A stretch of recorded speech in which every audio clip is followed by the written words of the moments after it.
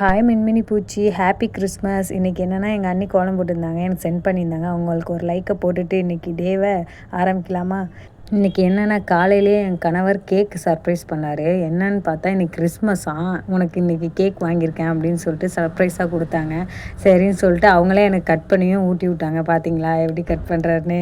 சரி, எனக்கு ஒரே ஆனந்தமாக இருந்துச்சு. சரின்னு சொல்லிட்டு கட் பண்ணி சாப்பிட்டுட்டு டைரெக்டாக நாங்கள் வந்து பீஸா வாங்கலாம் டாமினோஸ் போனோம். டாமினோஸ் போகிற வழியில் வந்து செம்ம டிராஃபிக்கிங். பார்த்தீங்களா, செம்ம டிராஃபிக் ஃப்ரெண்ட்ஸ். அதோட சர்ச்சு இருந்துச்சு. சரி, நான் போனதே இல்லையா, ஒரு நாள் கூட நான் சர்ச்சு உள்ளே போனதே இல்லை ஃப்ரெண்ட்ஸ்.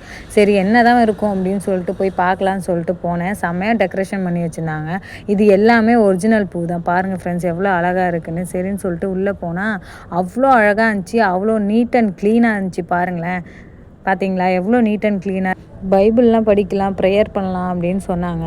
சரி, நம்மளும் படித்து பார்க்கலான்னு சொல்லிட்டு அங்கே உள்ள பைபிளெல்லாம் எடுத்து படித்து பார்த்தேன். எனக்கு அவ்வளவா தெரியல என்ன இதுன்னு. ஃபஸ்ட்லேருந்து படிக்கணும் போல். இடையில ஒரு கேப் விட்டு படித்து பார்த்தேன். இதெல்லாம் என்ன எனக்குன்னு தெரியல.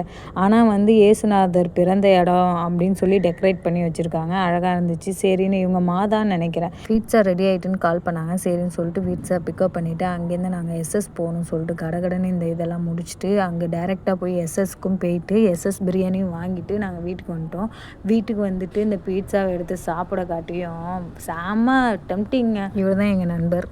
உங்க ஸ்மைல் கியூட்டா இருக்கு. எங்க தோழர் தான் இவ்வளோ ட்ரீட் வச்சாரு. செம்மையாக சாப்பிட்டோம். அவனையும் போட்டு இன்னைக்கு பாடாப்படுத்திட்டோம். சரின்னு சொல்லிட்டு இன்னைக்கு வெளில போகலான்னு பிளான் பண்ணோம். ஆனால் அது நிறைவேறல. சரி, நம்ம நண்பரையாவது வீட்டுக்கு அமுச்சு விடலான்னு சொல்லிட்டு பாய் சொல்லி வீட்டுக்கு அமுச்சு விட்டுட்டு இந்த டேவை நானும் இன்னைக்கு முடிச்சுக்கிறேன்.